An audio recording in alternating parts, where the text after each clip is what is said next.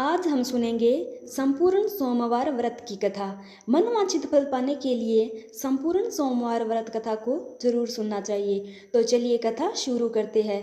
एक समय में किसी नगर में एक धनी व्यापारी रहता था। दूर दूर तक उसका व्यापार फैला हुआ था। नगर के सभी लोग उस व्यापारी का सम्मान करते थे। इतना सब कुछ से संपन्न होने के बाद भी वह व्यापारी बहुत दुखी था। उसके दुखी होने का कारण था कि वह निपुत्रा था, जिस कारण अपने मृत्यु के पश्चात व्यापारी के उत्तराधिकारी की चिंता उसे हमेशा सताती रहती थी। पुत्र प्राप्ति की इच्छा से व्यक्ति प्रत्येक सोमवार भगवान शिव की व्रत पूजा किया करता था और शाम के समय शिव मंदिर में जाकर शिव जी के सामने घी का दीपक जलाया करता था। उसकी भक्ति देखकर माँ पार्वती प्रसन्न हो गई और भगवान शिव से उस व्यापारी की मनोकामना पूर्ण करने का निवेदन किया। भगवान शिव बोले, इस संसार में सबको उसके कर्म के अनुसार ही फल प्राप्ति होती है। जो प्राणी जैसा कर्म करते हैं उन्हें वैसा ही फल प्राप्त होता है। भगवान शिव द्वारा समझाने के बावजूद भी माँ पार्वती नहीं मानी और उस व्यापारी की मनोकामना पूर्ति हेतु वे शिव जी से बार बार अनुरोध करती रही। अतः माता के आग्रह को देखकर भगवान भोलेनाथ को उस व्यापारी को पुत्र प्राप्ति का वरदान देना ही पड़ा। वरदान देने के पश्चात भोलेनाथ माँ पार्वती से बोले, आपके आग्रह पर मैंने पुत्र प्राप्ति का वरदान तो दे दिया, परंतु इसका यह पुत्र 16 वर्ष से अधिक तक जीवित नहीं रहेगा। उसी रात भगवान शिव उस व्यापारी के सौपन में आए और उसे पुत्र प्राप्ति का वरदान दिया और उसके पुत्र के 16 वर्ष तक जीवित रहने की भी बात बताई। भगवान शिव के वरदान से व्यापारी को खुशी तो हुई, लेकिन पुत्र की अल्पायु की चिंता ने उस खुशी को नष्ट कर दिया। व्यापारी पहले की तरह सोमवार के दिन भगवान शिव का विधिवत व्रत करता रहा और कुछ महीनों के बाद उसके घर अति सुंदर बालक ने जन्म लिया। घर में खुशियां भर गई। बहुत धूमधाम से पुत्र के जन्म का समारोह मनाया गया, परंतु व्यापारी को पुत्र जन्म की अधिक खुशी नहीं हुई, क्योंकि उसे पुत्र की अल्पायु के रहस्य का पता था। जब पुत्र 12 वर्ष का हुआ तो व्यापारी ने उसे उसके मामा के साथ पढ़ने के लिए वाराणसी भेज दिया। लड़का अपने मामा के साथ शिक्षा प्राप्ति हेतु चल दिया।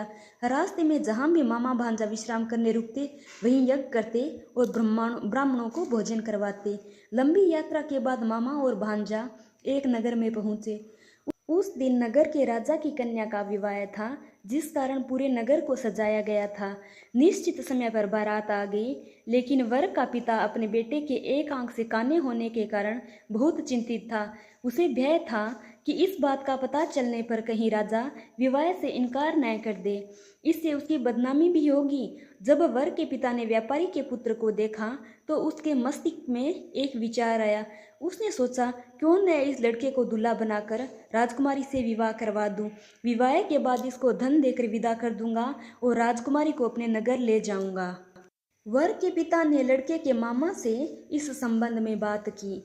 मामा ने धन मिलने के लालच में वर के पिता की बात स्वीकार कर ली। लड़के को दूल्हे का वस्त्र पहनाकर राजकुमारी से विवाह करा दिया गया। राजा ने बहुत सारा धन देकर राजकुमारी को विदा किया। शादी के बाद जब लड़का राजकुमारी से के साथ लौट रहा था तो वह सच नहीं छिपा सका और उसने राजकुमारी की ओढ़नी पर लिख दिया, राजकुमारी, तुम्हारा विवाह मेरे साथ हुआ था। मैं तो वाराणसी पढ़ने के लिए जा रहा हूँ और अब तुम्हें जिस नवयुवक की पत्नी बनना पड़ेगा वह कान्हा है। जब राजकुमारी ने अपनी ओढ़नी पर लिखा हुआ पढ़ा तो उसने कान्हे लड़के के साथ जाने से इनकार कर दिया। राजा सब बातें जानकर राजकुमारी को महल में रख लिया। उधर लड़का अपने मामा के साथ वाराणसी पहुंच गया और गुरुकुल में पढ़ना शुरू कर दिया। जब उसकी आयु 16 वर्ष की हुई तो उसने यज्ञ किया। यज्ञ के समाप्ति पर ब्राह्मणों को भोजन कराया और खूब अन्न वस्त्र दान किए। रात को वह अपने शयन कक्ष में सो गया। शिव के वरदान के अनुसार शयनावस्था में उसके प्राण पंखेरु उड़ गए। सूर्योदय पर मामा मृत भांजे को लेकर रोने पीटने लगा। आसपास के लोग भी एकत्रित होकर दुख प्रकट करने लगे। लड़के के मामा के रोने और विलाप करने के स्वर समीप से गुजरते हुए भगवान शिव और माता पार्वती ने भी सुने। पार्वती ने भगवान से कहा, प्राणनाथ, मुझे इसके रोने के स्वर सहन नहीं हो रहे हैं। आप इस व्यक्ति के कष्ट को अवश्य दूर करें।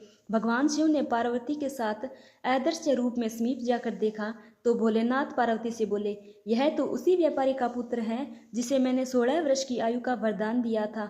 इसकी आयु पूरी हो गई है। माँ पार्वती ने फिर भगवान शिव से निवेदन कर उस बालक को जीवन देने का आग्रह किया। माता पार्वती के आग्रह पर भगवान शिव ने उस लड़के को जीवित होने का वरदान दिया और कुछ ही पल में वह जीवित होकर उठ बैठा। शिक्षा समाप्त करके लड़का मामा के साथ अपने नगर की ओर चल दिया।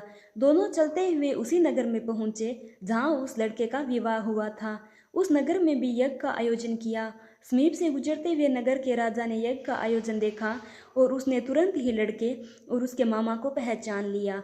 यज्ञ के समाप्त होने पर राजा मामा और लड़के को महल में ले गया और कुछ ही दिन उसे महल में रखकर बहुत सा धन वस्त्र आदि देकर राजकुमारी के साथ विदा किया। इधर भूखे प्यासे रहकर व्यापारी और उसकी पत्नी बेटे की प्रतीक्षा कर रहे थे। उन्होंने प्रतिज्ञा कर रखी थी कि यदि उन्हें अपने बेटे की मृत्यु का समाचार मिला तो दोनों अपने प्राण त्याग देंगे।